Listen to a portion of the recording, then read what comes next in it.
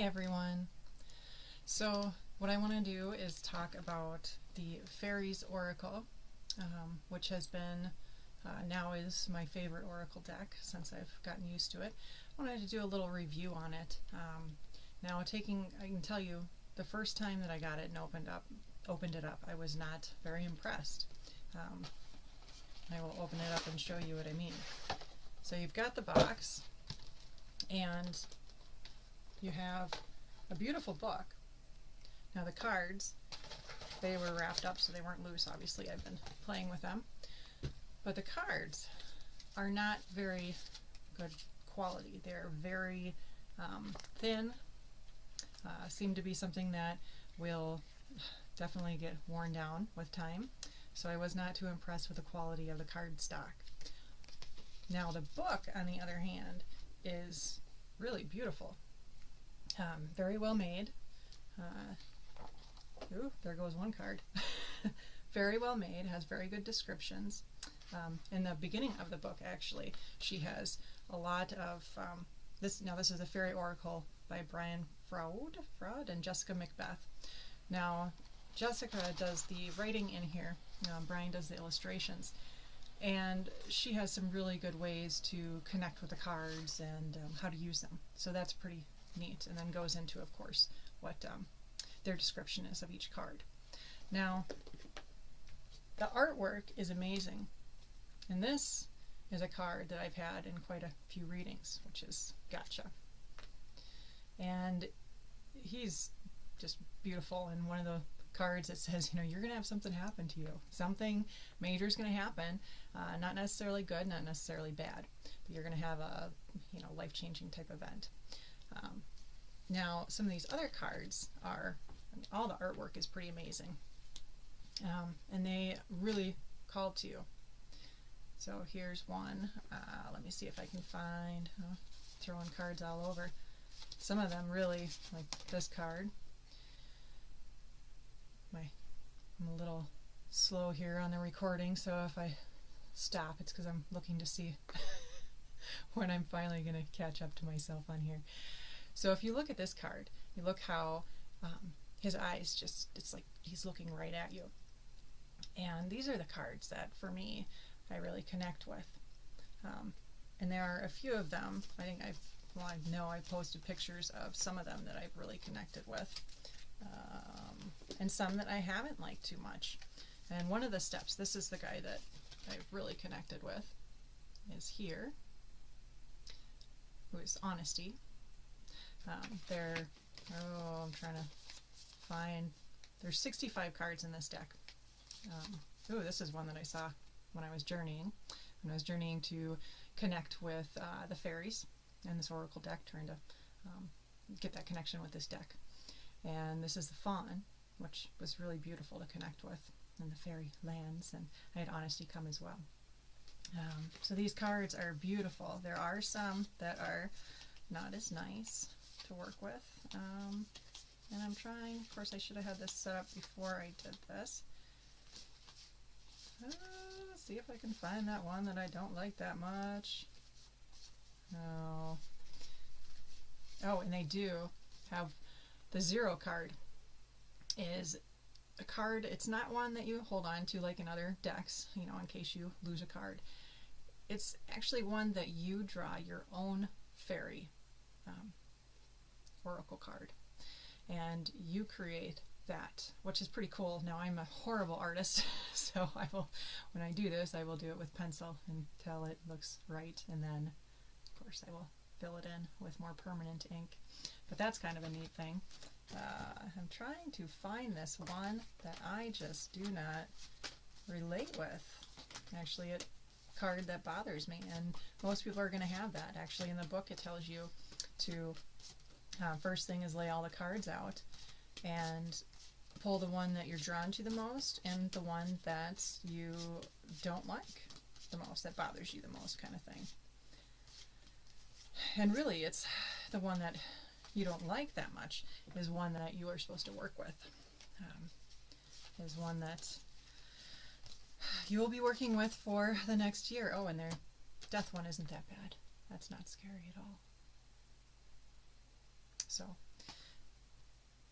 but they have a lot of really beautiful artwork here. Now there are some that have some breast exposed, so if you're someone who doesn't like artwork with any nudity at all, then this deck is not for you.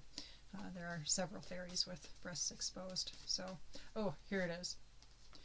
This is the card that I drew that I didn't like.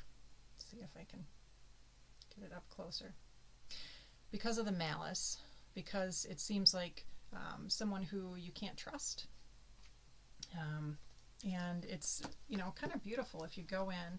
Now, with these cards, the best thing that I think is to really relate with each. You can meditate with each card. I know it takes a long time, but, that card, the first thing I thought, of course, with looking at it is malice, not being able to trust, sabotage. And that's exactly what the meaning is. It's meddling, tampering, sabotage, or helpful fixing, as in, the fairy oracle. He likes to fix things. And this can mean that you don't like the way he's fixing things, but he is putting things in front of your face so that you can grow.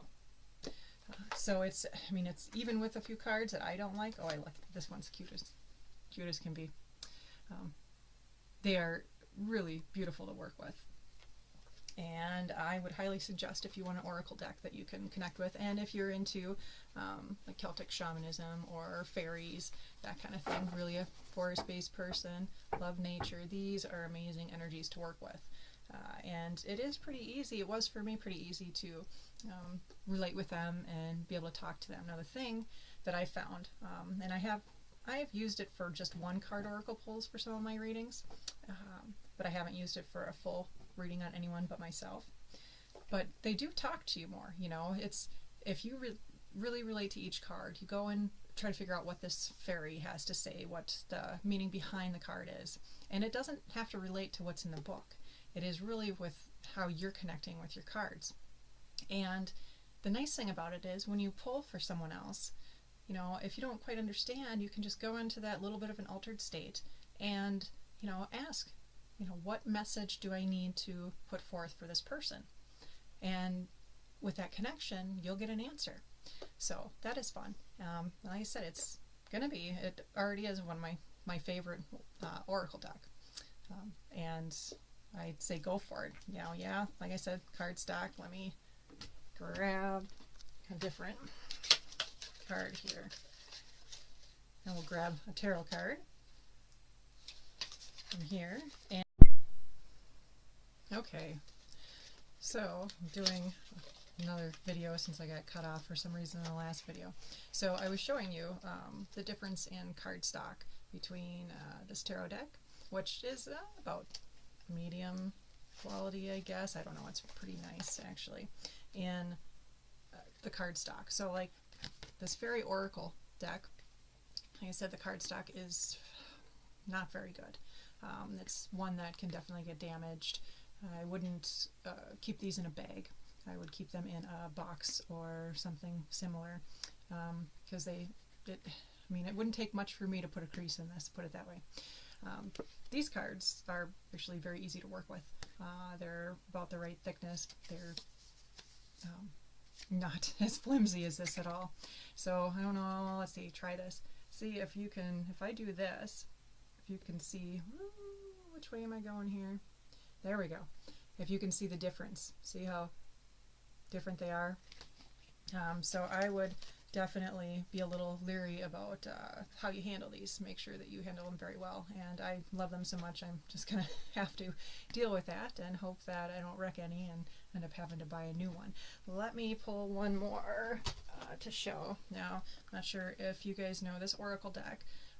This is actually one of my favorites as well. Always very spot on. Now these cards are very high quality, but they're pretty thick. These ones are harder to damage than these.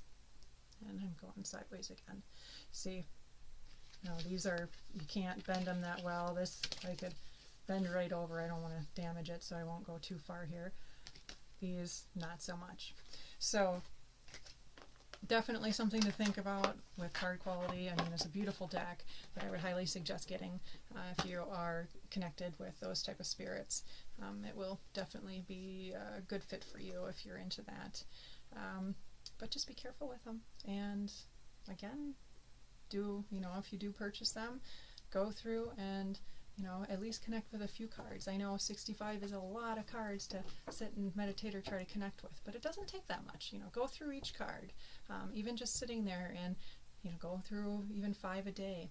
And even it's not like you have to go and open sacred space and put yourself in that state if you don't want to, because that would take forever for 65 cards. But even just to close your eyes and think about each card before you read the description in the book. That is key, because that's how you can really get that connection. You don't have any bias because you didn't read what Jessica wrote for the description. So that is my take on the Fairy Oracle. I would say definitely buy it. I think it will do you well. And if you have any questions or comments, please make sure to put them down. And I do offer readings as well as shamanic journeys. If you can go to my Facebook page, which is A View from Beyond. And also, if you're watching this on YouTube, make sure to like and follow. Thank you.